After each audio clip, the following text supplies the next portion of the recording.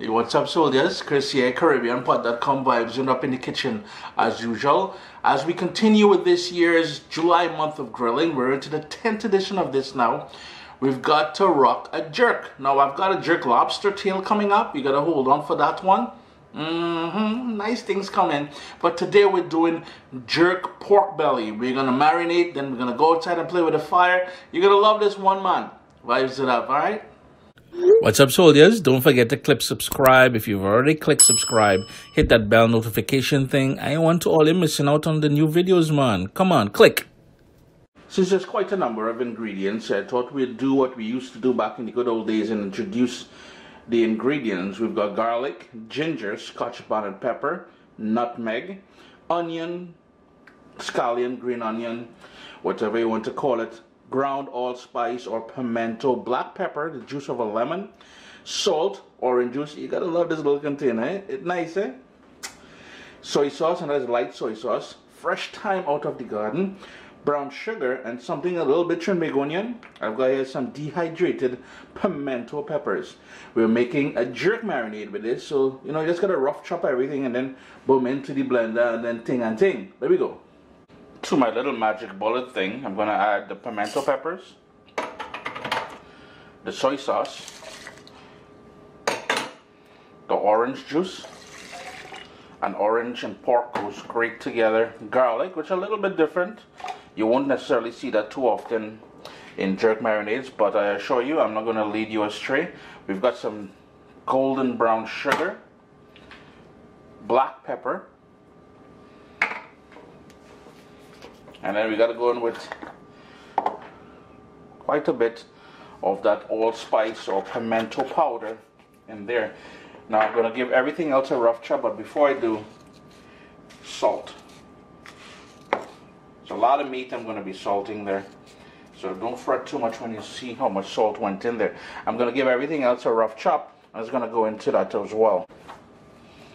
And in my humble opinion, you need quite a bit of that fresh thyme in there. I'm not a huge fan of dried thyme. Scotch bonnet pepper, seeds, and everything. We've talked about this before.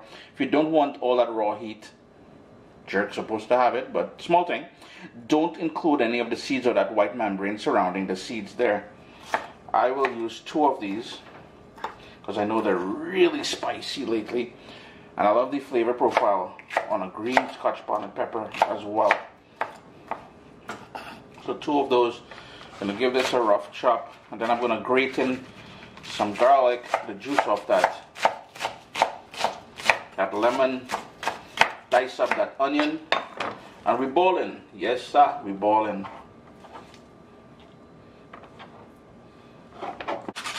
Then the last thing we've got to do is to grate on some of that nutmeg.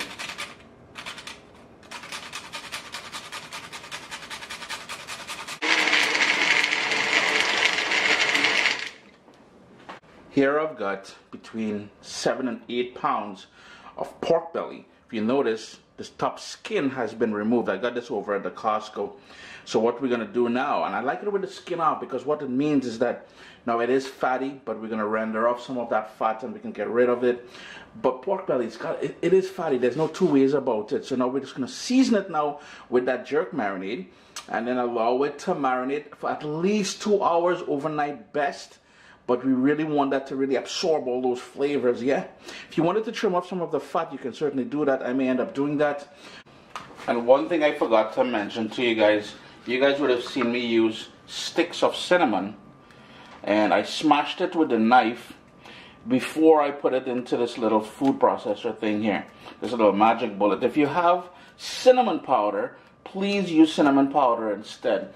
Now all we're going to do now, go in there and massage that with my hand, seal it up, and allow it to marinate.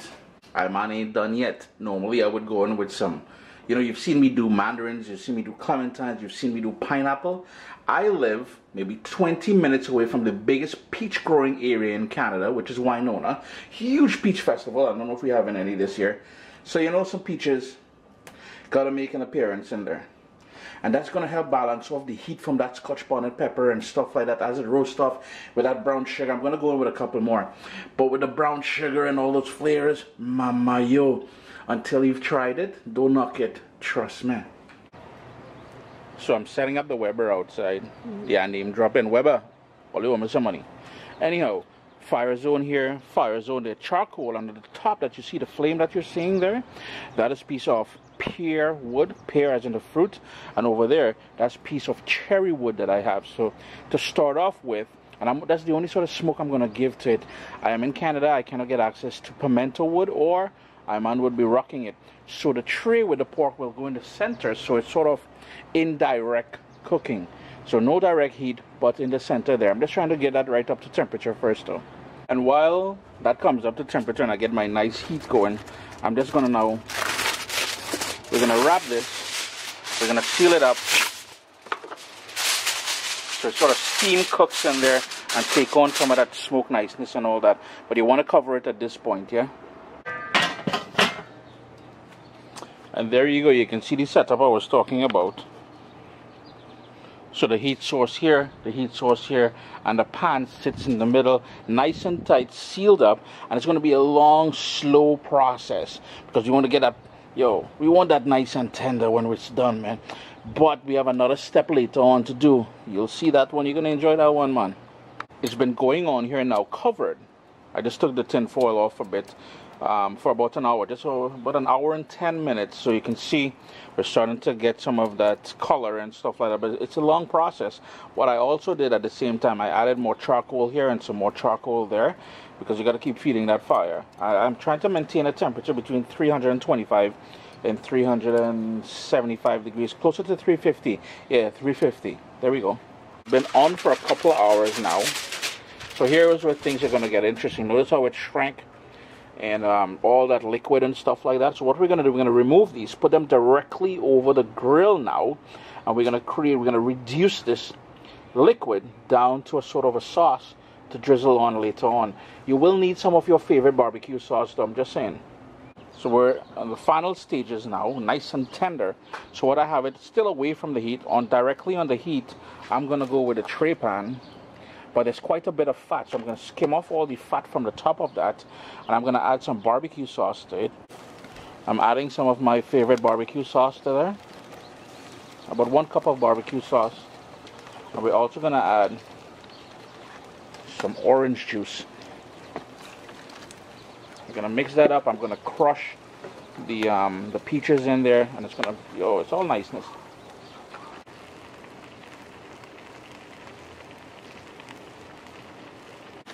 And over that direct heat, it will thicken up very quickly. Taste it for salt and adjust it at this point as well too. If you wanted to add some brown sugar in there, if it's not sweet enough for you, because the whole idea is balancing off the flavors to your own liking at this point.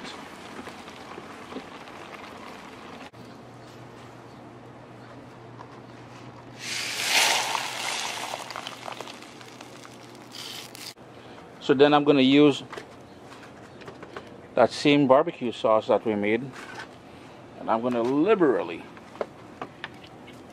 just go on top of it, and you gotta love that flame there. So what kind of special effects I'm giving all of this evening. But we're going to put the lid on as we grill these off now, because it's all about, and you can see how tender it is. It's all about giving it that color now, and we're going to use heat to do that. So just baste them on there, yeah.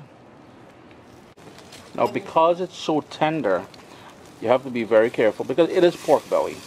So there's that layer of fat and stuff like that. But just play with it over the direct heat now for it to get some of that color. You can see the sort of charring going on here. And that's about it. You know, it took another half an hour after I put it on here to really tighten up and develop even more flavors. But Chris here, CaribbeanPot.com, jerk pork belly. You gotta love it, man. Let me tell you, a little tight up now.